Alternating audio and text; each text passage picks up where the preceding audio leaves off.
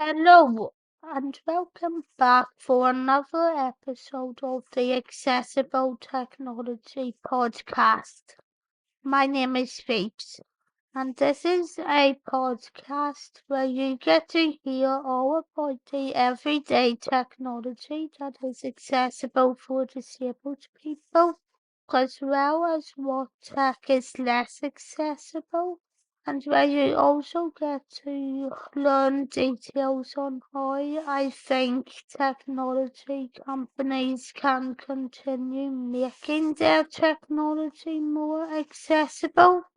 So if that sounds like something you are interested in, please consider giving the podcast a follow and then sharing it.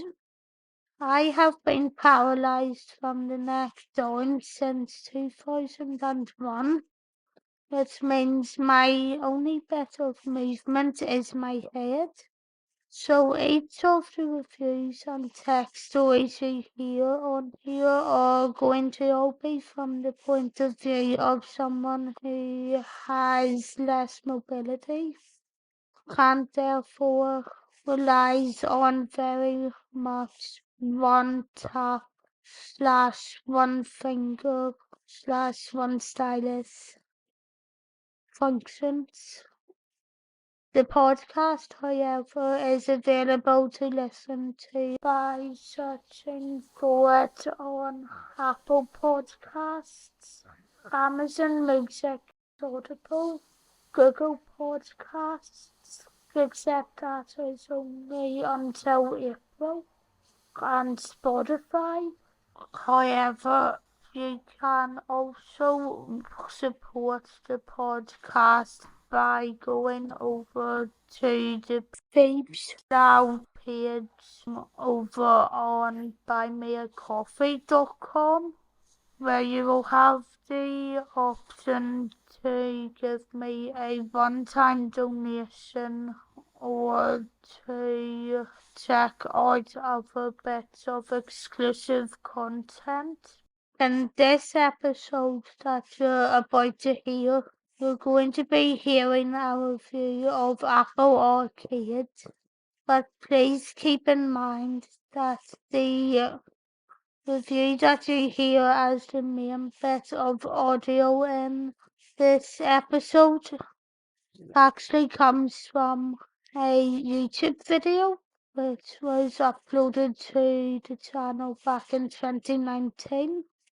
But I'm just going to take a couple of seconds before we get into the main bit of this podcast to bring back my usual segment of giving you a couple of additional notes about the product. So let's now get straight in and find out a wee bit more about Apple Arcade.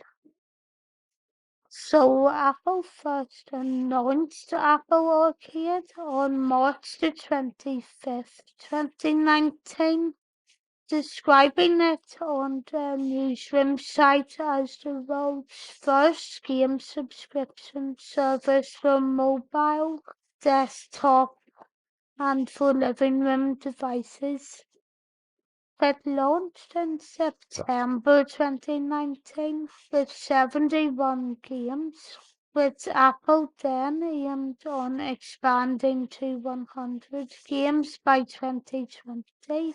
And in 2021, they launched their biggest expansion yet, growing its catalogue to 180 games. And in 2022, more new games were then added.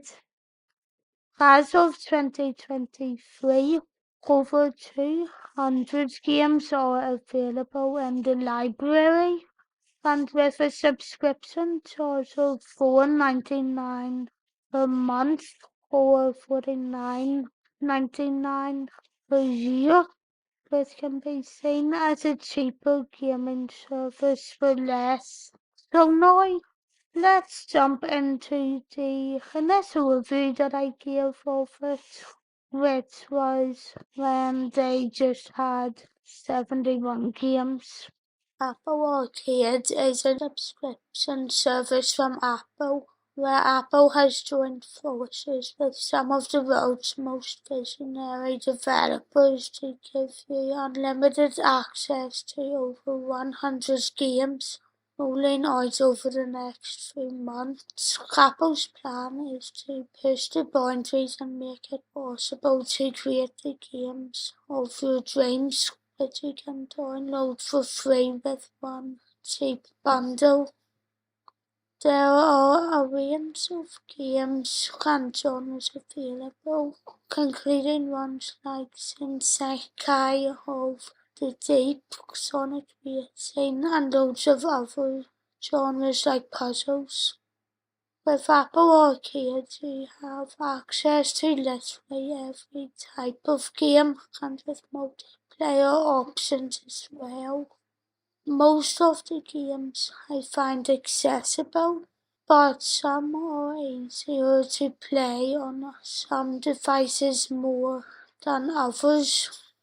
There are also games you can play if you're into more relaxing games, and exciting ones if you're an intense gamer. It has games suitable for all ages, but as far as accessibility is concerned, I would say it depends largely on your level of disability. You get a 3-month trial when you sign up to Apple Arcade, and after that it costs £6.99. Overall, I will give it 4 stars. But enough about my thoughts. What are your views on Apple Arcade? Since its launch date in 2019, have you signed up to it? And if you have subscribed to it, what are your thoughts? Are you happy or not happy with the service? If you would like to pass on some of your thoughts, you can include them in a review wherever you're listening to this on, as well as via the contact pages over on my Phoebesdale Tech Reviews site, pltechreviews.co.uk, or on my other website, phoebelau.com. If you are interested in watching the videos that I have done on accessible technology in the past, you can find more over on my PL Tech Reviews YouTube channel. And if you would like to see a couple of my accessible tourism reviews, as well as my film, TV, theatre reviews and political videos, you can see them by searching for Phoebesdale Journalism on YouTube. And as well as that, you can also follow my other podcast, the Phoebesdale Podcast, by searching for it on all of the same destinations as you can listen to this podcast on. But of course, there is also the Phoebesdale Buy Me a Coffee page where you'll be able to find some exclusive episodes of this podcast that aren't actually part of it. Plus, you'll have the opportunity to give me a one-time donation. The next episode that comes out will be more of a summary episode, as it is the podcast version of the first New Year's special I did on my PL Tech Reviews YouTube channel, which is a segment called Technology Through the Years. And as explained in the last episode, that is something that I plan to do every 5 years, as that will allow me to document how technology has changed from 2009 to 2019/20. How it will then have changed from 2014 to 2025.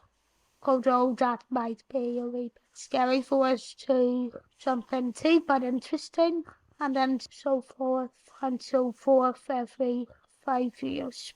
As explained at the beginning, I plan to update this podcast twice a week, but it could get a wee bit more regular than that depending on how much I get pre-recorded. For our hand, that will then hopefully allow me to jump into covering more of the big technology news from throughout the year and how it can become a wee bit more accessible for disabled people. You can contact me on Twitter or follow me on Twitter by searching for @FeebsLyle. And you can also follow me on Instagram by searching for The Real FeebsLyle. As well as that, you can also follow my FeebsLyle Tech Reviews site if you have a WordPress account or blog. Thanks for listening, and I'll talk to you all in the next one. Bye!